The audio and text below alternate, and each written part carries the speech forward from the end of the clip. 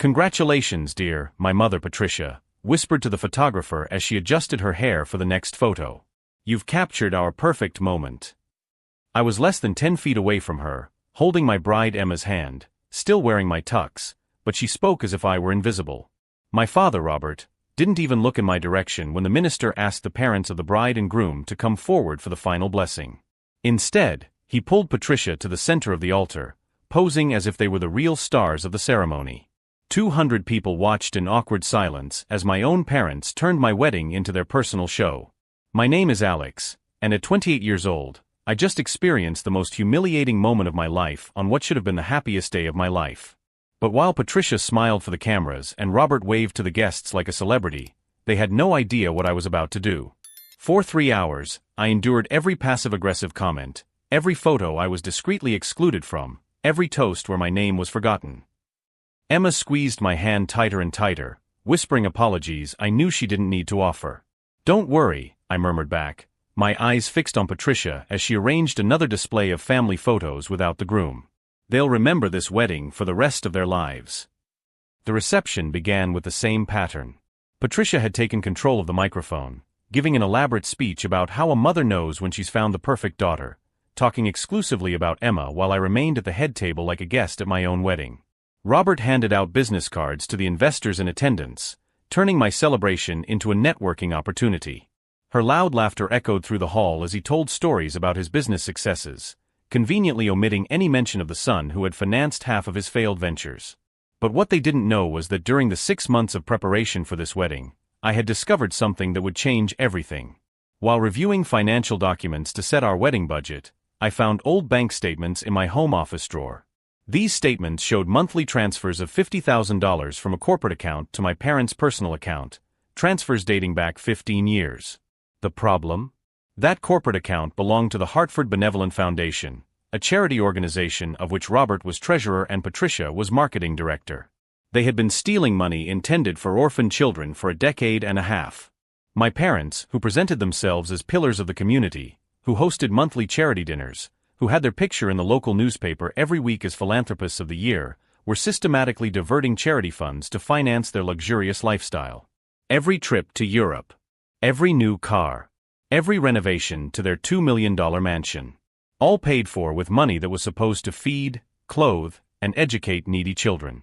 I spent weeks checking every transaction, every document, every signature. I cross-referenced transfer dates with their personal purchases. The pattern was undeniable and absolutely devastating. All the while, I was called ungrateful for not contributing more to her social causes.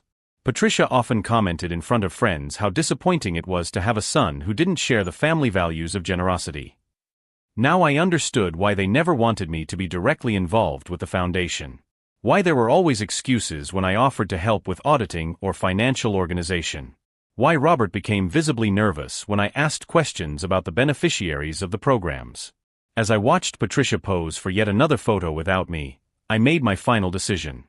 If they wanted to be the center of attention at my wedding, I would give them exactly that. I slowly rose from the head table, smoothing my tuxedo, and walked toward the small stage where the sound system was set up. The DJ, confused, handed me the microphone when I motioned to him. "Good evening, everyone," my voice echoed through the elegant hall. "I know you're all having a great time, but I'd like to make a special toast to my parents." Patricia and Robert turned, surprised. For the first time all night, all eyes were on me, not them. I want to especially thank Patricia and Robert for making this day so memorable. I slowly opened the envelope in my jacket's inside pocket, the same envelope I had been carrying for 2 weeks, waiting for the perfect moment. Patricia whispered something to Robert, who had turned slightly pale. Some primitive maternal instinct must have been screaming that something was wrong. If you're enjoying this family history and secrets, don't forget to subscribe to the channel, because what happened next was something no one in that room would ever forget. The silence in the hall was so thick you could hear the crystals tinkling on the chandelier above us. And it was in that silence that I decided to completely destroy the reputation my parents had built at the expense of others' misery. "Patricia and Robert," I continued, my voice echoing through the silent hall, "you really deserve special recognition today." Patricia had managed to make her way to the head table, her eyes fixed on me with a mixture of confusion and ill-concealed irritation. Robert remained where he was, but I could see his hands trembling slightly as he held his champagne glass. They had no idea what was coming. To fully understand this story, you need to know who my parents really are, behind the facade of respectable philanthropists they have built over the past 15 years. Patricia Hendricks married my father when I was 13, 2 years after my biological mother died in a car accident. At the time, I was a teenager devastated by loss, desperate for any maternal figure who could fill the immense void in my life. Patricia knew this and exploited my vulnerability with surgical precision. In the first few months, she was warm, attentive, always remembering to ask about my homework, taking me shopping for new clothes, cooking my favorite meals. Robert seemed genuinely happy for the first time since my mother's death, and I allowed myself to believe that I finally had a complete family again. The transformation began as soon as they returned from their honeymoon. Patricia stopped cooking for me, claiming that at 14 I should be more independent. My clothes started disappearing from the laundry, forcing me to wear the same outfits over and over again until Robert finally noticed and gave me money to buy new ones. Even worse were the constant comments about my behavior, my appearance, my grades. "Alex needs to learn to be more responsible," she would say to Robert over dinner, as if I weren't sitting right there. "He's becoming too dependent. That's not healthy for a young man his age." Robert, who had once defended my needs and interests, gradually began to agree with her. "Patricia's right," he would say. "Maybe it's time you grew up a little, Alex." But it was when they became involved in charity work that Patricia really showed her true colors. The Hartford Benevolent Foundation was established 3 years after the wedding, when I was in my sophomore year of high school. Officially, the organization helped orphan children and vulnerable families in the Nashville area. Patricia became the director of marketing and events, while Robert took on the role of treasurer. Suddenly, our home became the center of a seemingly impressive philanthropic operation. Monthly charity dinners, fundraising events at the country club, photos in the local newspaper with smiling children holding symbolic checks. Patricia wore expensive gowns to every event, always with a rehearsed speech about giving back to the community and being the voice of the voiceless. Robert developed a public persona as a successful businessman with a heart of gold, speaking on local podcasts about corporate social responsibility and the importance of investing in the future of our children. During this time, I became completely invisible in my own home. Patricia was always too busy with important work to worry about me. Robert spent hours at foundation meetings, reviewing spreadsheets, and making calls to potential donors. Our family meals became sessions where they discussed strategies for the next charity event while I ate in silence. "Alex just doesn't understand the sacrifice we make for the community," Patricia would say when I complained about the lack of attention. "Some people are born with altruistic instincts, others have to learn them. Clearly, he's still learning." What hurt me most was seeing how they glowed in front of other people. At foundation events, Patricia would introduce me as my wonderful stepson, who is learning so much about compassion from us. Robert would put his arm around my shoulder and smile proudly for photos, as if we were the perfect family. But at home, I was treated like an expensive inconvenience. When I turned 18 and started working part-time to save for college, Patricia made a point of mentioning that it was about time I contributed financially to the household. When I mentioned that I wanted to study business to maybe help with the family business or even the foundation, Robert laughed and said I wasn't ready for that level of responsibility. Throughout all those years, I genuinely believed that they were good people doing important work. Even though I was neglected at home, I felt proud when I saw her pictures in the newspaper or when friends at school commented on how cool it was to have parents who helped needy children. I had no idea that I was living with two criminals. The discovery happened purely by accident, 6 months before my wedding. Emma and I were at my parents' house to discuss the ceremony budget. Patricia was insisting on a more expensive venue, claiming that the family's reputation depended on making a good impression.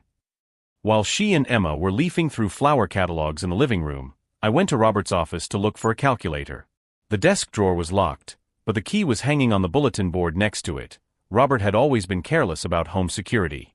Inside the drawer, I found stacks of bank statements organized in folders labeled by year. Most were normal personal documents, but one folder caught my eye: HBF Transfers, Confidential. HBF was the acronym for the Hartford Benevolent Foundation. At first, I thought they were just records of the salaries my parents received from the organization. After all, they devoted considerable time to their work, so it was only fair that they be compensated. But when I began to examine the numbers, my blood ran cold. Monthly transfers of $50,000 from the foundation's corporate account to Patricia and Robert's joint personal account. Not legitimate salaries recorded properly, but direct transfers labeled miscellaneous administrative expenses or variable operating costs. $50,000 a month. $600,000 a year. For 15 years. $9 million diverted from a charitable organization. My hands shook as I checked the dates. The transfers matched perfectly with her big purchases: the $2 million home renovation, the luxury cars, the annual trips to Europe, Patricia's expensive jewelry, Robert's custom golf equipment. All paid for with money meant for orphan children and families in need. I kept digging, discreetly photographing each document with my phone. I found receipts for personal expenses being reimbursed by the foundation, dinners at expensive restaurants, designer clothes, even the annual country club fee, all justified as entertainment expenses for fundraising. What devastated me most was discovering internal reports showing that the foundation was constantly financially challenged to fulfill its promises to beneficiaries. Food programs were being cut. Scholarships were being canceled. Families were being told that, unfortunately, funds were not available at this time.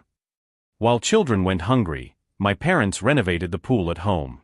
While families lost their homes, Patricia bought $15,000 handbags. While young people saw their dreams of an education disappear, Robert played golf at luxury resorts. I photographed everything. Every statement, every receipt, every report. I spent 3 hours in that office, building a complete file of evidence proving 15 years of systematic fraud. When I finally left the office, Patricia and Emma were still discussing flower arrangements in the living room. "Where were you, honey?" Patricia asked with her sweet, fake smile. "We hope you like our choices for your big day." I looked at her, this woman who had spent years making me feel unworthy, treating me like a burden while stealing money meant for vulnerable children like I once was, and smiled back. "Of course, Patricia. I'm sure your choices will be memorable." For the next 6 months, I continued to live in that house, participating in their conversations about the foundation, watching them brag about their generosity at social events, listening to Patricia give lectures on moral responsibility to groups of women at church. With every condescending comment about my character, every time they treated me like an ungrateful nuisance, I thought of the children who were being hurt by their greed. And I planned exactly how I would expose them. The perfect moment came when Patricia announced that she wanted to give a special speech at my wedding about family values, and how they had molded me into a responsible young man. She wanted to use my ceremony as yet another opportunity for self-promotion, another stage for her performance as a devoted philanthropist. As I stood there on stage, holding the evidence of their crimes, watching Patricia try to approach me with that look of fake maternal concern, I felt absolutely calm. They had chosen this moment. They had created this situation. And now they would face the consequences of 15 years of lies. The envelope in my hand contained not only bank statements, but photographs of documents, correspondence with donors who never knew their money was being stolen, and even audio recordings I had discreetly made of their private conversations about how to maximize the efficiency of the transfers. As 200 people waited to see what would happen next, I knew exactly how this night would end. Patricia and Robert thought they were watching the wedding of the troubled stepson they had tolerated for years. In reality, they were about to witness the end of everything they had built on lies and the suffering of others. "Thank you everyone for being here with us on this special night," I continued, my voice echoing through the hall as the silence intensified. "I know many of you know Patricia and Robert from the newspapers, from the charity photos, from the charity events we've attended together." Patricia had made her way to the head table, her eyes fixed on me with growing panic barely concealed. Robert remained frozen in his chair, but I could see beads of sweat forming on his forehead despite the air conditioning. Emma watched me from her seat at the table, her blue eyes reflecting concern and confusion. She squeezed my hand as I passed her, whispering, "Alex, what's going on?" "It's all right, love," I murmured back. "Just some family matters that need to be cleared up." What the 200 guests didn't know was that the last 6 hours had been the culmination of months of calculated humiliation that Patricia and Robert had orchestrated specifically for this day.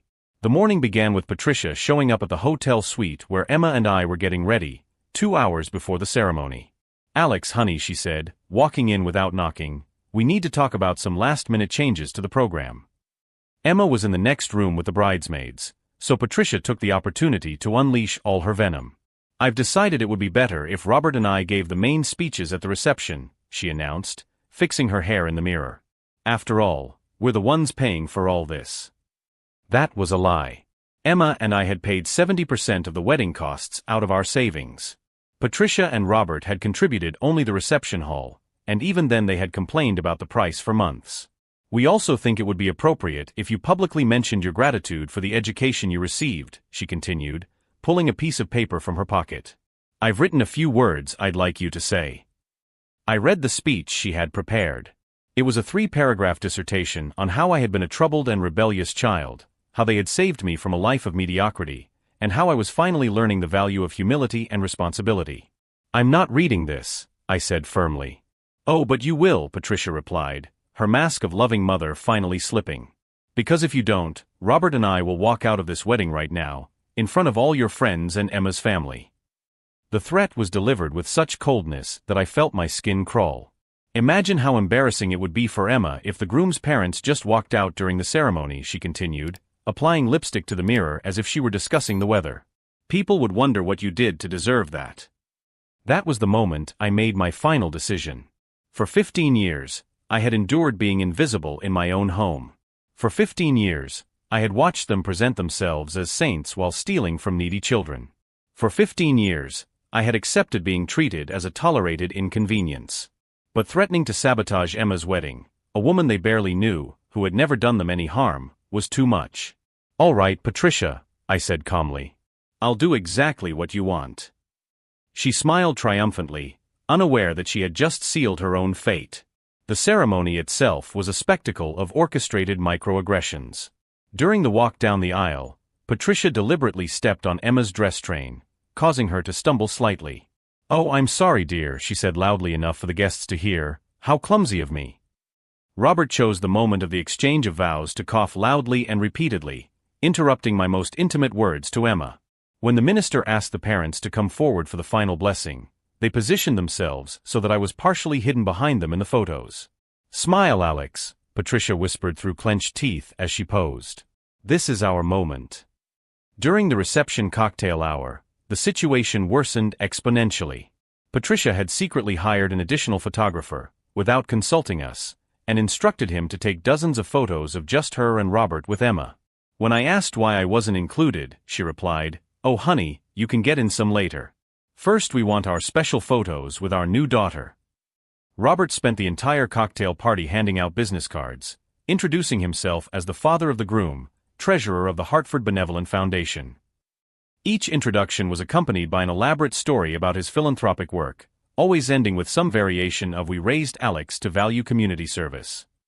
The worst moment came when my best friend since childhood, Marcus, tried to make an impromptu toast in my honor. "Alex is the most loyal guy I know," Marcus began, raising his glass. "I remember when we were in high school, and he—" "Excuse me," Patricia interrupted, standing up and practically snatching the microphone from Marcus. "I think it would be more appropriate if the family spoke first. After all, we've known Alex longer." She then proceeded to tell a completely fabricated story about how I was a rebellious and stubborn teenager, but how patience and firm guidance turned me into a suitable young man for marriage. Emma squeezed my hand under the table, her eyes filled with angry tears. "This is unbelievable," she whispered. "They're turning our wedding into their show."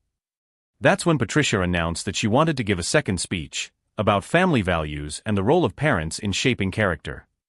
That's when I knew it was time. As she prepared her notes for yet another performance of self-aggrandizement at the expense of my dignity, I discreetly took the envelope that had been in my inside jacket pocket all day. The same envelope that contained 15 years of documented evidence of her crimes. The same evidence that would prove to 200 people, including local journalists, community leaders, and other members of the Foundation's board, that respected philanthropists Patricia and Robert Hendricks were, in fact, criminals who stole from orphan children. I watched Patricia adjust the microphone, taking a deep breath for her big performance about how proud she was of the young man she helped raise. Robert was relaxed in his chair, probably planning his own speech about civic responsibility and family values. Neither of them realized that the next 10 minutes would completely destroy not only their reputations, but their entire lives. I calmly rose from the head table and walked toward the small stage. The DJ, confused by the second interruption of the night, hesitated when I reached for the microphone. "Just a minute," I said with a calm smile. "I promise I'll be quick." Emma watched me with a worried expression, but there was confidence in her eyes. During 6 months of wedding planning, she had witnessed every humiliation Patricia and Robert had inflicted on me. She knew something had to be done. Patricia tried to stand, probably to interrupt me again, but Robert held her back. "Let the boy speak," he said condescendingly. "It will be interesting to see how he thanks us for everything we've done for him."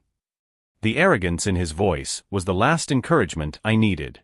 I adjusted the microphone and looked out at the 200 expectant faces. Many were friends of Emma's and mine, but a significant portion were Patricia and Robert's social and professional connections.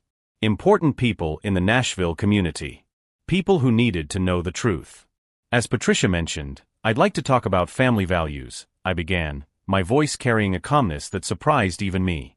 "Specifically, I want to talk about honesty, integrity, and what it really means to serve those less fortunate." Patricia frowned. Something in my tone wasn't following the script she had prepared. "For 15 years, I've had the unique opportunity to observe the work of the Hartford Benevolent Foundation up close," I continued, slowly opening the envelope. The first piece of paper I pulled out was a bank statement with transfers highlighted in fluorescent yellow. "And I've learned a lot about how some people define charity." That's when Robert realized what was in my hands. The color drained completely from his face as he recognized the headers on the bank documents. Patricia followed his gaze and let out a small strangled sound. "In fact," I said, spreading more papers across the makeshift lectern, "I've learned so much that I'd like to share some fascinating findings with all of you." The silence in the hall had become absolute. Even the bartender stopped washing glasses. I looked directly at Patricia and Robert, seeing the panic growing in their eyes, and smiled. After all, what kind of son would I be if I didn't honor the values you taught me about transparency? And that's when I began to systematically destroy everything they had built on lies and other people's suffering. Because some secrets are too big to be kept in the family. And some people need to face the consequences of their choices, no matter where they are when the truth finally comes out. Because some secrets, I continued, spreading more documents on the pulpit, are too big to be kept silent when children are being harmed. The transformation in the hall was immediate. Patricia tried to stand, but her legs seemed to have lost their strength. Robert remained frozen, his hands clenched on the table as if it were the only thing keeping him from collapsing. What they didn't know was that the last 6 months hadn't been just about planning a wedding. It had been 6 months of meticulous preparation for this exact moment. It all started 3 days after I found the bank documents in Robert's drawer. I spent that entire night awake, photographing every paper, every statement, every receipt that proved years of systematic theft. But I knew photos wouldn't be enough. I needed independent corroboration. I needed witnesses. I needed an irrefutable case. My first call was to Jennifer Walsh, a forensic auditor I had met at a networking event 2 years earlier. I explained that I suspected financial irregularities at a charity and needed professional guidance. "Do you have documentation?" she asked bluntly. 15 years of bank statements, receipts for personal expenses being reimbursed by the foundation, internal correspondence about financial difficulties in meeting commitments to beneficiaries, I replied, reading from my prepared list. There was a long pause. "Alex, if half of this is true, we're talking about large-scale charity fraud. That's a federal crime." Over the next few weeks, Jennifer helped me organize the evidence so that it would stand up to legal scrutiny. Every document was verified, authenticated, and cataloged. We uncovered patterns even more devastating than I had initially realized. It wasn't just $50,000 a month. In months with big fundraising events, the transfers jumped to $150,000. Money that was supposed to buy school uniforms for needy children was financing Patricia's jewelry. Funds earmarked for food programs paid for Robert's golf trips to Augusta. But the most outrageous aspect was discovering that they deliberately canceled programs when donations increased, transferring the extra money directly to their personal accounts. We have documents showing that they canceled a scholarship program for 120 young people in the same month. They bought an $800,000 vacation home, Jennifer informed me during one of our secret meetings. They literally stole these kids' educational future to finance a luxury property. The second hurdle was deciding when and how to expose all of this. My first inclination was to go directly to the authorities. Jennifer agreed that we had enough evidence for criminal charges, but she cautioned me about the practical realities of white-collar crime cases. Lawsuits like this can take years, she explained. They'll hire the best lawyers, they'll question every document, they'll drag the case out indefinitely. Meanwhile, they'll continue to operate the foundation and potentially destroy evidence. That's when I had my second big idea: involve the local media. Carol Martinez was an investigative reporter at WKRN News who had won several awards for exposing corruption in nonprofit organizations. I set up a meeting with her, introducing myself simply as a source with information about mismanagement at a local charity. When I showed her just a sample of the evidence, her eyes widened. "My God, Alex," she whispered, examining the bank statements. "Do you have any idea what this means? Patricia and Robert Hendricks are practically institutions in Nashville. They're at every social event, every charity committee. If this is true—" "It's true," I interrupted. "And I have a lot more evidence." Carol agreed to investigate independently, but warned me that she would need time to check everything through her own sources. "I can't just publish based on your documents, no matter how convincing they are. I need independent confirmation, perhaps former employees of the foundation who are willing to talk, public records that corroborate your story." While Carol conducted her investigation, Patricia and Robert became even more arrogant and careless. The proximity of the wedding had made them euphoric with the attention they were receiving. Patricia spent over $15,000 on a dress for the ceremony, paid for, I later discovered, with foundation funds listed as entertainment expenses for a fundraising event. Robert hired an additional professional photographer without consulting us, specifically to document the family's role in the celebration. When I questioned the cost, he laughed and said, "Alex, you clearly don't understand the value of proper networking. This investment in our family image will pay dividends for years." The irony was suffocating. They were using money stolen from orphan children to promote themselves at my own wedding. It was during one of these condescending conversations about image investment that I made my third crucial decision. If they wanted to use my wedding as a stage for their self-promotion, I would give them exactly that. A stage. With 200 people watching. Including Carol Martinez, who agreed to attend as a guest after I explained my plan. Including 3 members of the foundation's board of directors whom I had discreetly contacted with concerns about financial transparency. Including 2 investigators from the Tennessee Bureau of Investigation whom Jennifer had quietly alerted about possible criminal activity. The timing would be perfect. Patricia and Robert would be at the height of their arrogance, completely off guard, in an environment where they couldn't escape or control the narrative. But the most satisfying aspect of my plan was its elegant simplicity. I would simply tell the truth. If you've been following this journey of uncovering family secrets, be sure to subscribe to the channel, because what happened when I began to reveal the specific details of their crimes was beyond anything I could have imagined. During the final weeks before the wedding, I watched Patricia and Robert prepare for what they believed would be their big performance. Patricia rehearsed her speech about family values in the living room mirror. Robert practiced his presentation on the role of philanthropy in shaping young character. They had no idea that I had turned their own weapons against them. Every guest they had insisted on inviting, community leaders, other charity directors, local journalists, would become a witness to their humiliation. The sound system Robert had installed to amplify their speeches would carry my voice revealing their crimes to every corner of the hall. The cameras Patricia had hired to document her family generosity would capture the exact moment her reputation imploded in public. On the morning of the wedding, as Patricia threatened to sabotage the ceremony if I didn't read the humiliating speech she had prepared, I felt a sense of absolute calm. "Okay, Patricia," I replied calmly. "I'm going to give everyone exactly the speech they deserve." She smiled triumphantly, completely unaware that she had just authorized her own public destruction. Now, standing on stage with the evidence in my hands, watching the panic grow on their faces as 200 people waited for my next word, I felt that I had arrived at the moment I had been preparing for months. The point of no return. "Let me start with some interesting figures," I announced, holding up the first bank statement. Over the past 15 years, Patricia and Robert have illegally transferred over $9 million from a Hartford benevolent foundation to their personal accounts. The silence in the room grew even deeper, if that was possible. Patricia finally managed to stand up, her legs shaking visibly. "Alex, stop this immediately," she shouted, her voice carrying a desperation I had never heard before. But it was too late to stop. I had crossed the line, and now we would all face the consequences of what would happen next. $9 million, I repeated, letting the words echo through the hall in absolute silence. Money that was supposed to feed orphan children, buy school uniforms, fund scholarships. Instead, it paid for this $2 million house, the luxury cars, the trips to Europe. Patricia was now fully standing, her legs visibly shaking. "Alex, you don't understand, she began, but her voice failed her. "Don't understand what?" I interrupted, holding up another document. "Don't understand how you canceled 120 scholarships in the same month you bought the summer house? Don't understand how you cut the child nutrition program to pay for the pool renovation?" Robert finally managed to move. He staggered to his feet, pointing a trembling finger at me. You invaded my privacy.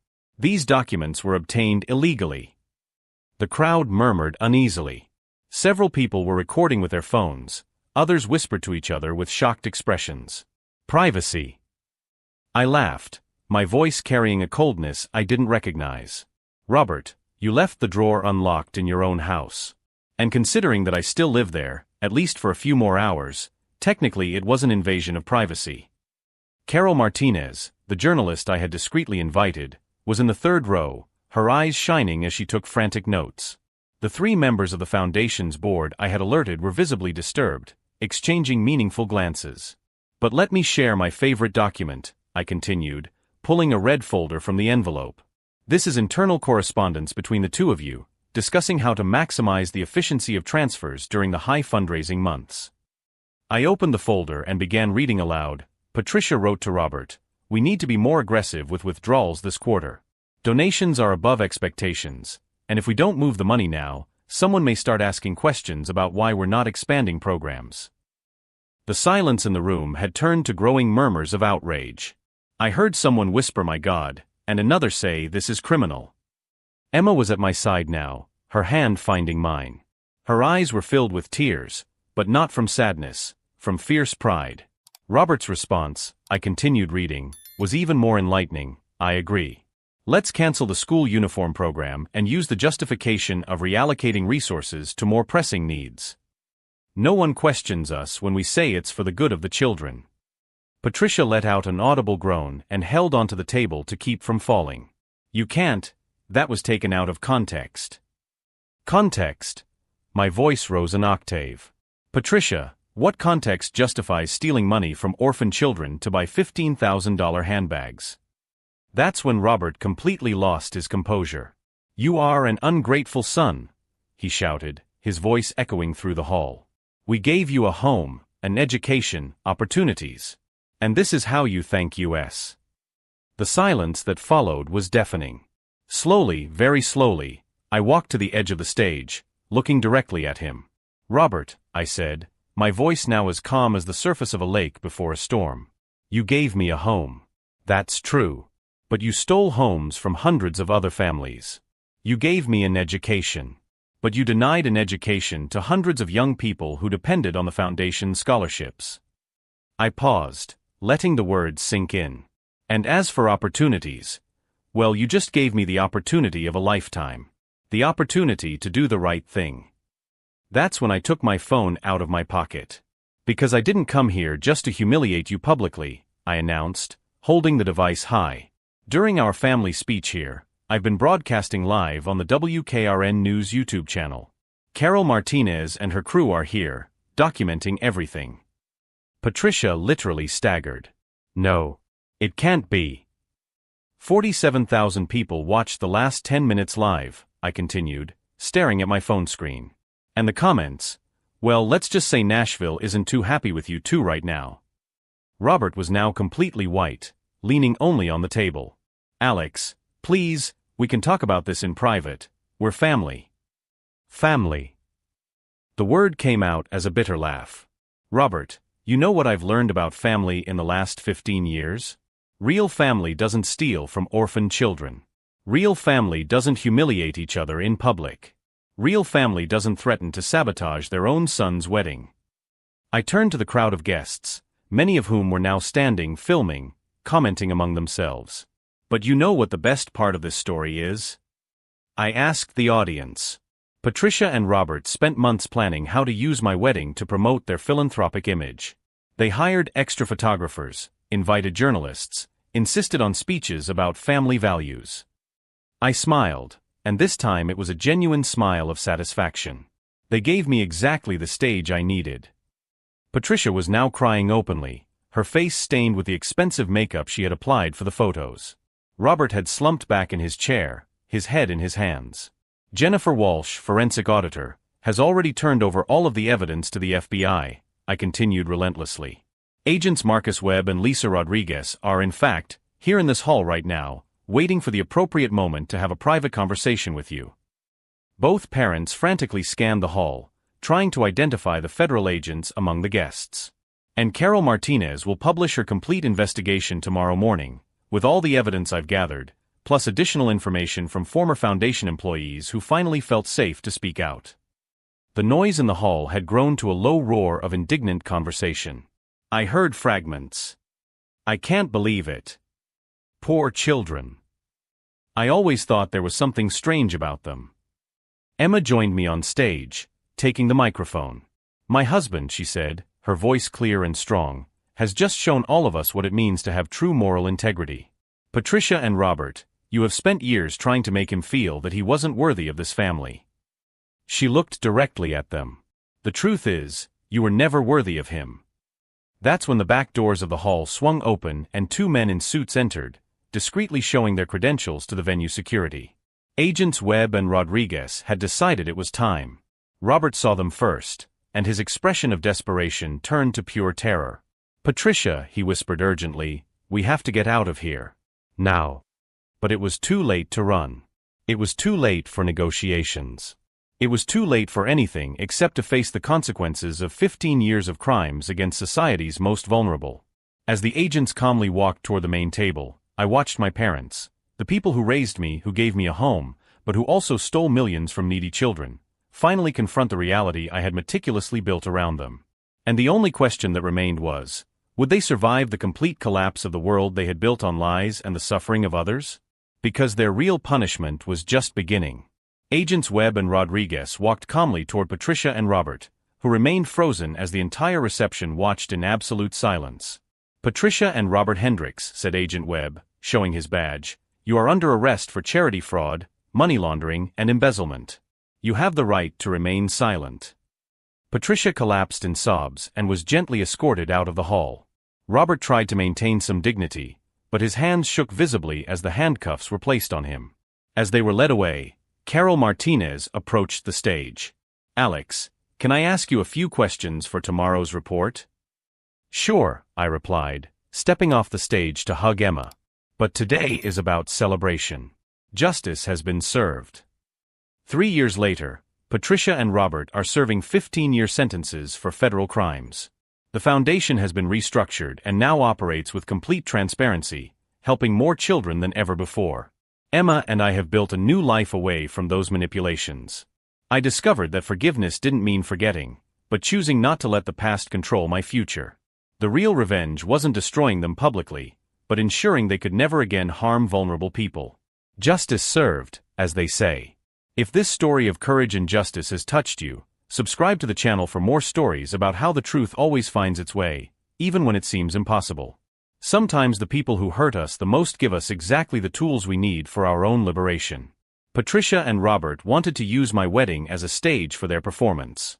In the end, that's exactly what they did, just not in the way they expected. The last time I saw them was through the windows of a police car, finally facing the consequences of 15 years of crimes. Me? I was cutting my wedding cake, surrounded by people who truly loved me. Revenge served with justice tastes the sweetest of all.